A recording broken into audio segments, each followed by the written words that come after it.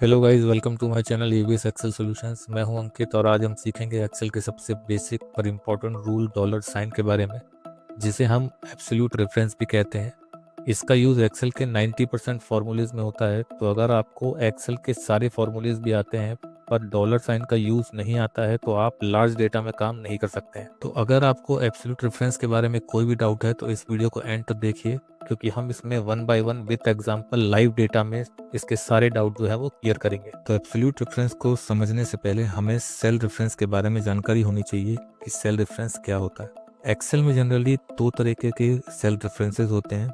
पहला होता है रिलेटिव सेल रेफरेंस और दूसरा होता है एब्सोल्यूट सेल रेफरेंस। सबसे पहले हम समझते हैं रिलेटिव सेल रेफरेंस को। रिलेटिव सेल रेफरेंस जो होता है वो एक्सेल का बाय डिफॉल्ट रूल होता है। इसमें जब भी हम किसी सेल में दूसरे सेल का रेफरेंस देते हैं और उस सेल को हम नीचे की तरफ ड्रैग करते हैं तो इसमें हम देखते हैं कि जो रो नंबर है वो ऑटोमेटिकली चेंज होता है। यहाँ पे आप देख सकते हैं A2, दूसरे में A3, A4, A5, A6 और A7। जो आपका ये न्यूमेरिकल वैल्यू है, ये आपकी रो नंबर है, ये ऑटोमेटिकली चेंज होती है। साथ ही जब हम इसे राइट की तरफ ड्रैग करते हैं तो आप देखेंगे ऑटोमेटिकली जो आपका कॉलम नेम है वो चेंज हो रहा है। यहाँ पर A है, यहाँ B है, यहाँ C है, राइट। तो हम ये कह सकते हैं रिलेटिव सेल रेफरेंस में जो सेल का रेंज है वो ऑटोमेटिकली चेंज होता है रेफरेंस सेल के अकॉर्डिंग, इसलिए हम इसे रिलेटिव सेल रेफरेंस भी कहते हैं।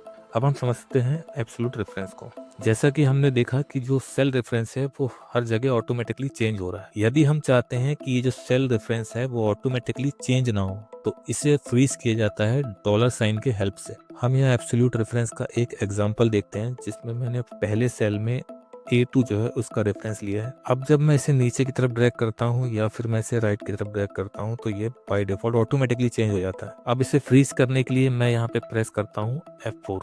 एक बार मैं प्रेस करूंगा F4, डॉलर साइन यहाँ पर आपका अपीयर हो रहा है।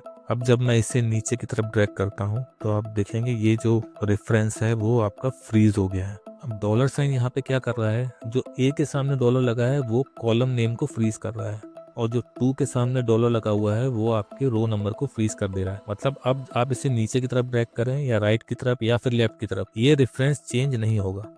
इसी तरह से हम दूसरा दो एग्जांपल देखते हैं जो एब्सोल्यूट रेफरेंस का भी है, लेकिन इसमें हम किसी एक को या तो हम कॉलम को फ्रीज करते हैं या फिर हम इसमें रो को फ्रीज करते हैं। सबसे पहला हम एग्जांपल देखते हैं जिसमें हम रो को फ्रीज कर रहे हैं। इसमें हम चाहते हैं जो पहली रो की वैल्यू है वही हमारे बाकी सारी रोज में हमें चाहिए। इसके लिए हम सबसे पहले फर्स्ट सेल का रेफरेंस लेते हैं। इसे हम राइट की तरफ जब ड्रैग करते हैं तो केवल कॉलम नेम आपका देखेंगे यहाँ चेंज हो रहा है, लेकिन जैसे ही हम इसे नीचे की तरफ ड्रैग करते हैं तो अगेन बाय डिफॉल्ट इसका रो नंबर भी चेंज हो गया है। अब इसके लिए हम क्या करेंगे ताकि रो नंबर चेंज ना हो, हम जस्ट 2 के सामने एक डॉलर साइन ऐड कर देंगे। या तो हम F4 दो बार प्रेस करेंगे या फिर हम मैनुअल डॉलर साइन यहाँ पर एंटर कर देंगे। अब जब हम इसे राइट की तरफ ड्रैग करते हैं और इसे हम नीचे की तरफ जब ड्रैग करते हैं तो अब आप देखेंगे इसमें कोई भी रो नंबर चेंज नहीं हो रहा है, राइट। इसी तरह से हम सेकंड एग्जांपल देखेंगे जिसमें हमें पहले कॉलम की वैल्यू दूसरे दो कॉलम में चाहिए। इसके लिए अगेन हम फर्स्ट सेल का रेफरेंस लेते हैं, इसे हम नीचे की तरफ ड्रैग करते हैं, हमें फर्स्ट कॉलम की वैल्यू मिल गई है। हम जब इसे राइट की तरफ ड्रैग करेंगे तो अगेन आप देखेंगे कॉलम नेम यहाँ पे चेंज हो रहा है। अब यहाँ पे जो कॉलम जो है उसकी वैल्यू चेंज ना हो इसके लिए हम जो A है उसके आगे जस्ट डॉलर साइन एंटर कर देंगे। अब मैं इसे नीचे की तरफ ड्रैग करता हूँ, अब मैं इसे राइट की तरफ ड्रैग करता हूँ। अब देखिए जो पहले कॉलम की वैल्यू है जस्ट आपके दोनों कॉलम में भी आपको मिल गई है। अब वन बाय वन हम इन तीनों के एग्जांपल देखेंगे लाइव डेटा में ताकि आपको ये जो कॉन्सेप्ट है वो पूरी तरह से क्लियर हो जाए। अब हमारे पास सबसे पहला डेटा है जिसमें सेल्स के कुछ फिगर्स दिए हुए हैं। इसमें एक टारगेट है और इनके जो भी अचीवमेंट है वो दिए हुए हैं। हमें इसका परसेंटेज निकालना है कि इन्होंने कितना किस क्वार्टर में अचीव किया है। सबसे पहले हम सेलेक्ट करते हैं, इसका फॉर्मूला होता है अचीवमेंट डिवाइडेड बाय टारगेट। अब हम इसे जैसे ही नीचे की तरफ ड्रैग करते हैं तो यहाँ पे क्या होता है, यहाँ पे हमें एरर जनरेट हो रही है। ये किस लिए हो रही है, क्योंकि जैसे ही हम इसे नीचे की तरफ ड्रैग करते हैं तो as per the Excel rule इसका जो रो नंबर है वो ऑटोमेटिकली चेंज हो रहा है और यहाँ पर जो आपका टारगेट है वो चेंज नहीं होना चाहिए। अब यहाँ हम इसके लिए क्या करते हैं, हम यहाँ पे जस्ट F1 है, यहाँ हम प्रेस करेंगे F4 या फिर हम इसे मैनुअल एंटर भी कर सकते हैं। मैंने F4 प्रेस किया तो जो डॉलर साइन है वो आपका यहाँ पे एंटर हो गया है। अब मैं इसे नीचे की तरफ ड्रैग करता हूँ तो आप देखेंगे अब कोई भी एरर नहीं आ रही है और आंसर आपका एग्जैक्ट आएगा। इसी तरह से जब मैं इसे राइट की तरफ ड्रैग कर रहा हूँ आपका जो आंसर है वो एग्जैक्ट आ रहा है। ये हमारा एग्जाम्पल था जो हमने पहले देखा था एब्सोल्यूट रेफरेंस का, वो हमने यहाँ पे अप्लाई किया है। अब हम सेकंड एग्जाम्पल में आते हैं जिसमें डेटा सेम है पर इसका स्ट्रक्चर जो है वो डिफरेंट है। यहाँ पे टारगेट जो है वो आपका क्वार्टरली चेंज हो रहा है। इसमें हम अगेन सेम फॉर्मूला अप्लाई करेंगे, achievement divided by target. Enter press करते हैं, ड्रैग करते हैं नीचे की तरफ, अगेन देखेंगे आप वैल्यू एरर आ रहा है। अब यहाँ पे क्या गलती हम हो रही है, जो इसकी जो रेंज है वो ऑटोमेटिकली चेंज हो रही है। अब यहाँ पे हम क्या करेंगे, हम जस्ट 1 के आगे डॉलर यहाँ पे हम ऐड कर देंगे। अब हम $1 के आगे क्यों ऐड कर रहे हैं, क्योंकि हम चाहते हैं जो रो नंबर है वो ऑटोमेटिकली चेंज ना हो, पर कॉलम जो है वो ऑटोमेटिकली चेंज होने चाहिए।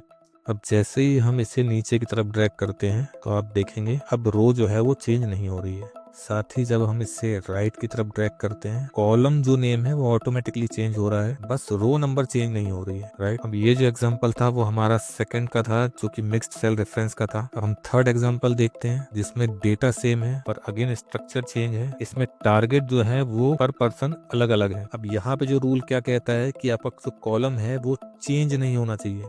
चलिए यहाँ पे फॉर्मूला अप्लाई करते हैं, अचीवमेंट डिवाइडेड बाय टारगेट। जैसे ही हम इसे राइट की तरफ ड्रैग करते हैं और जब हम इसे नीचे की तरफ ड्रैग करते हैं, अब यहाँ पर कोई एरर तो जनरेट नहीं हो रही है, पर इसका जो आंसर है आप देखेंगे ये इनकरेक्ट है। क्योंकि आप देख सकते हैं अगर मैं यहाँ पे इसे एडिट कर रहा हूँ तो आपका जो अचीवमेंट है वो तो ठीक आ रहा है, पर आपका टारगेट जो है वो आपका मिस हो रहा है। टारगेट जो होना चाहिए वो आपका B5 होना चाहिए। इसके लिए हम क्या करते हैं, अगेन हम फॉर्मूला अप्लाई करते हैं, achievement divided by target. B के आगे हम $साइन ऐड कर देंगे। बी जो है वो आपका कॉलम है। एंटर करेंगे, अब हम इसे नीचे की तरफ ड्रैग करते हैं, अब हम इसे राइट की तरफ ड्रैग करते हैं।